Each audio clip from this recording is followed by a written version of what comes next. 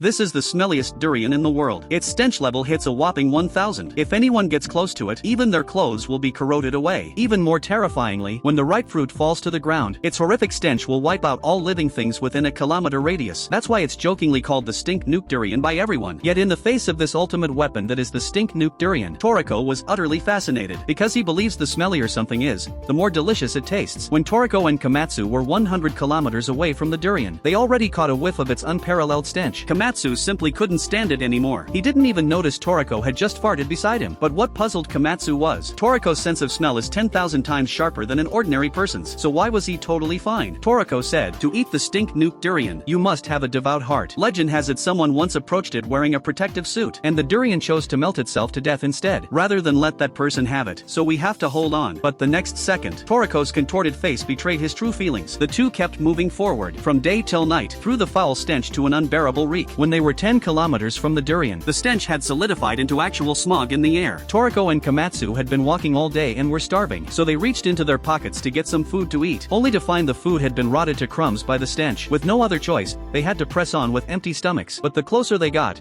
the thicker the stench became, even blocking out the sun in the sky. At this point, both of them felt like they were going to drop dead any second. Finally, just as they thought they'd be stunk to death, they reached the foot of the stink nuke durian tree. They arrived just as the durian's ripe fruit was about to fall. This is what you call food luck. Though this time, it was hard to tell if it was luck or a curse, because this stinky bomb could cost them their lives at any moment. The next second, the overwhelming stench melted their clothes down to tatters. Right then, the fully ripe stink nuke durian fell from the tree and exploded with a deafening bang as the two stared in shock and agony. Toriko and Komatsu were unconscious for a whole day and night. As soon as they woke up, they were stunk unconscious again, only to be woken by the stench again, then knocked unconscious by the fumes once more. This endless cycle went on for half a year. Eventually, the two developed an immunity to the stench. They'd claimed the stink nuke durian. Toriko and Komatsu hurried back, eager to share the good news with everyone. But as soon as they walked into the restaurant, all the customers vanished in an instant out of fear. Sunny just stepped out to greet them, and immediately passed out from the stench.